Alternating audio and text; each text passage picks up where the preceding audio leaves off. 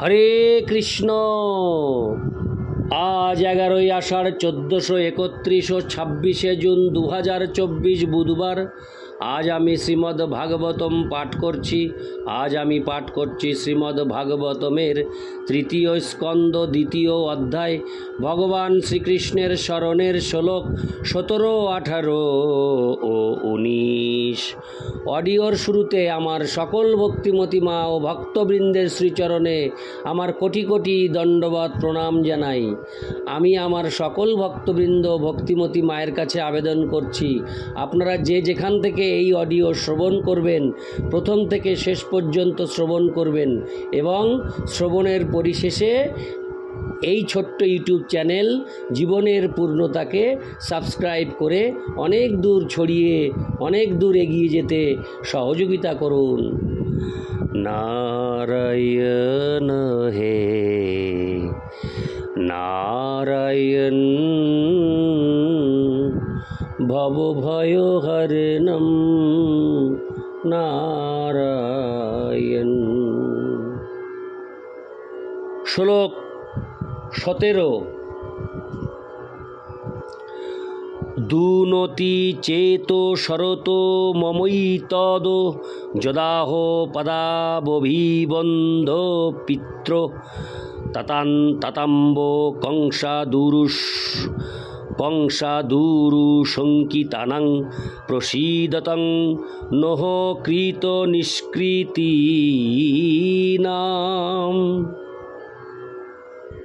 অনুবাদ: শ্রীকৃষ্ণ কংসের ভয়ে দূরে থাকার জন্য তার পিতামাতার চরণ সেবা করতে অক্ষম হওয়ার ফলে তাদের কাছে ক্ষমা ভিক্ষা করেছিলেন। তিনি বলেছিলেন, হে মাতো, হে পিতো, দয়া করে আপনারা আমার ও বলরামের অক্ষমতা ক্ষমা করুন। ভগবানের এই প্রকার আর সমস্ত আচরণের স্মৃতি আমার হৃদয়কে ব্যথাতুর করছে। তাৎপর্য: মনে হয় যেন শ্রীকৃষ্ণ বলরাম উভয়ই কংসের ভয়ে অত্যন্ত ভীত হয়েছিলেন এবং তাই তাদের লুকোতে হয়েছিল। কিন্তু শ্রীকৃষ্ণ বলরাম যদি পরমেশ্বর ভগবান হন, তাহলে তাদের পক্ষে কংসের ভয়ে ভীত হওয়া কিভাবে সম্ভব? এই প্রকার উক্তি কি তাহলে পরস্পর বিরোধী? শ্রীকৃষ্ণের প্রতি গভীর স্নেহের ফলে বসুদেব তাকে রক্ষণাবেক্ষণ করতে চেয়েছিলেন। তিনি কখনো ভাবেননি যে শ্রীকৃষ্ণ হচ্ছেন পরমেশ্বর ভগবান এবং তিনি নিজেকে রক্ষা করতে সক্ষম। পক্ষান্তরে তিনি কৃষ্ণকে তার পুত্র বলে মনে করেছিলেন। যেহেতু বসুদেব ছিলেন মহান ভগবদ ভক্ত, তাই তিনি ভাবতে পারেননি যে শ্রীকৃষ্ণ তার অন্যান্য সন্তানদের মতো নিহত হবে। নৈতিক দৃষ্টিতে বসুদেব শ্রীকৃষ্ণকে কংসের হাতে তুলে দেওয়ার জন্য প্রতিজ্ঞাবদ্ধ ছিলেন, কেননা তিনি প্রতিজ্ঞা করেছিলেন যে তার সবকটি সন্তানকে তিনি কংসের হাতে তুলে দেবেন। কিন্তু শ্রীকৃষ্ণের প্রতি তার গভীর প্রেমের ফলে তিনি তার সেই প্রতিজ্ঞা ভঙ্গ করেছিলেন এবং বসুদেবের এই অপ্রাকৃত মনোভাবের জন্য ভগবান তার প্রতি অত্যন্ত প্রসন্ন হয়েছিলেন। তিনি বসুদেবের গভীর স্নেহ শিথিল করতে চাননি এবং তাই তিনি তার পিতা কর্তৃক নন্দ ও যশোদার গৃহে যেতে সম্মত হয়েছিলেন। বসুদেবের প্রগাঢ় প্রেম পরীক্ষা করার জন্য তার পিতা যখন তাকে নিয়ে যমুনা পার হচ্ছিলেন, তখন তার হাত থেকে কৃষ্ণ জলে পড়ে গিয়েছিলেন।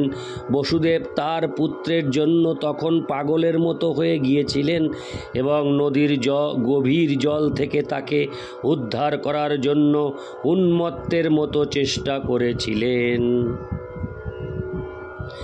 এই সমস্ত হচ্ছে ভগবানের মহিমান্বিত লীলাসমূহ এবং তাতে কোনো রকম পরস্পর বিরোধ নেই। যেহেতু শ্রীকৃষ্ণ পরমেশ্বর ভগবান, তিনি কখনো কংসের ভয়ে ভীত ছিলেন না, কিন্তু তার পিতাকে প্রসন্ন করার জন্য তিনি ভয়ে ভীত হওয়ার অভিনয় করেছিলেন এবং তার সর্বোচ্চ চরিত্রের সবচাইতে উজ্জ্বল দিকটি হচ্ছে কংসের ভয়ে গৃহ থেকে দূরে থাকার জন্য তার পিতামাতার পদসেবা করতে না পারার জন্য তাদের কাছে ক্ষমা ভিক্ষা করা। যার শ্রীপাদপদ্ম ব্রহ্মা, শিব আদি দেবতারা সর্বদা সেবা করেন, তিনি বসুদেবের পদসেবা করতে চেয়েছিলেন। ভগবানের দেওয়া এই শিক্ষা জগতের প্রতি সর্বতোভাবে উপযুক্ত। এমনকি পরমেশ্বর ভগবানেরও তার পিতামাতার সেবা করা অবশ্য কর্তব্য। পুত্র পিতামাতার কাছে এতই ঋণী যে তাদের সেবা করা তার অবশ্য কর্তব্য, তা তিনি যতই মহান হন না কেন। পরোক্ষভাবে, হরে কৃষ্ণ, পরোক্ষভাবে পরম পিতা রূপে ভগবানকে স্বীকার করতে চায় না। যে সমস্ত নাস্তিক শ্রীকৃষ্ণ তাদের শিক্ষা দিতে চেয়েছিলেন এবং এই আচরণ থেকে তারা শিক্ষা লাভ করতে পারে কিভাবে পরম পিতা ভগবানকে শ্রদ্ধা করতে হয়। ভগবানের এই মহিমান্বিত আচরণে উদ্ভব বিস্ময়ান্বিত হয়েছিলেন এবং তিনি অত্যন্ত ব্যথিত হয়েছিলেন যে তিনি তার সঙ্গে যেতে সক্ষম হননি।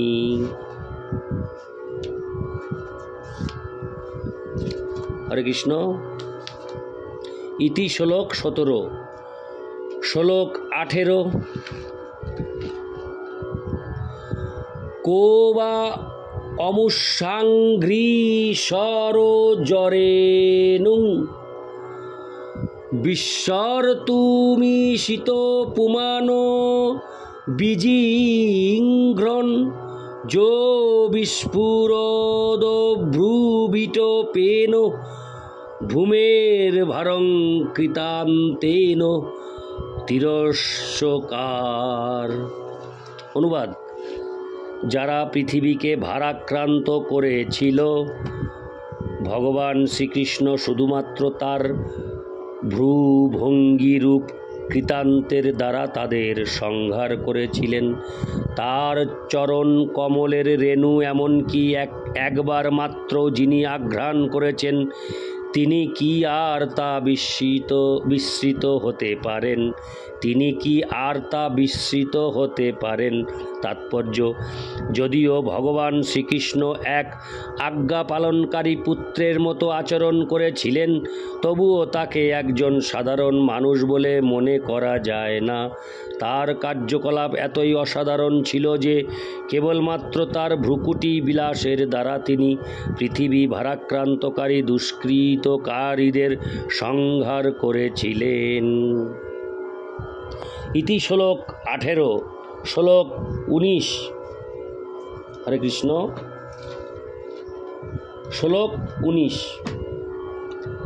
দৃষ্টা ভবদ্বীর ননুরাজসূয়ে চৈদ্যস্য কৃষ্ণং দিশত হপি সিদ্ধি যাং যোগিন সংস্পৃহয়ন্তি সম্যগ যোগেন কস্তধীরহং সহেত।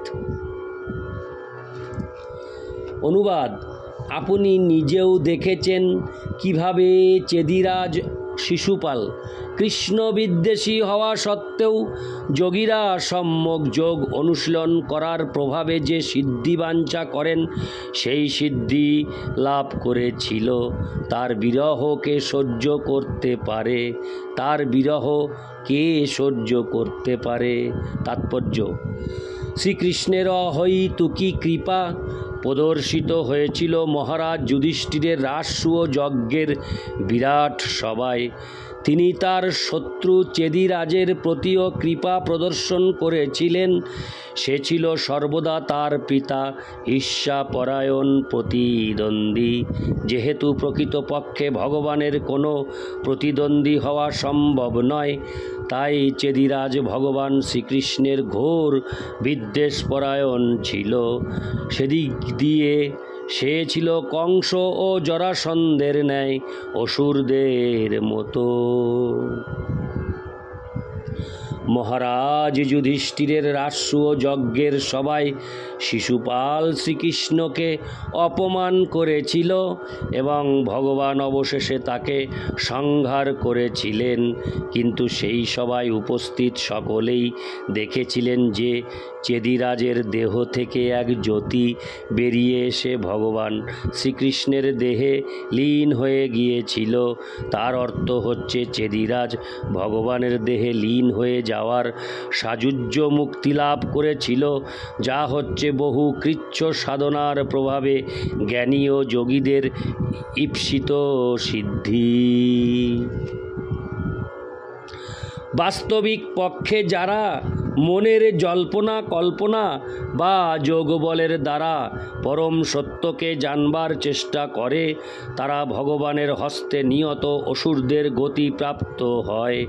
তারা উভয়েই ভগবানের দেহ নির্গত ব্রহ্মজ্যোতিতে লীন হয়ে যাওয়ার সাযুজ্য মুক্তি লাভ করে। ভগবান তার শত্রুদের প্রতিও কৃপাপরায়ণ এবং চেদিরাজের সিদ্ধিলাভ সেই সভায় উপস্থিত সকলেই দেখতে পেয়েছিলেন। বিদুরও সেখানে উপস্থিত ছিলেন এবং তাই উদ্ভব তাকে সেই ঘটনা স্মরণ করিয়ে দিয়েছিলেন। ইতি শ্লোক 19। নারায়ণ হে নারায়ণ ভবভয়হরণম নারায়ণ লক্ষ্মীকান্তম কমলনয়নম মঙ্গলচরণম নারায়ণ। হরে কৃষ্ণ। জয় রাধে শ্যাম।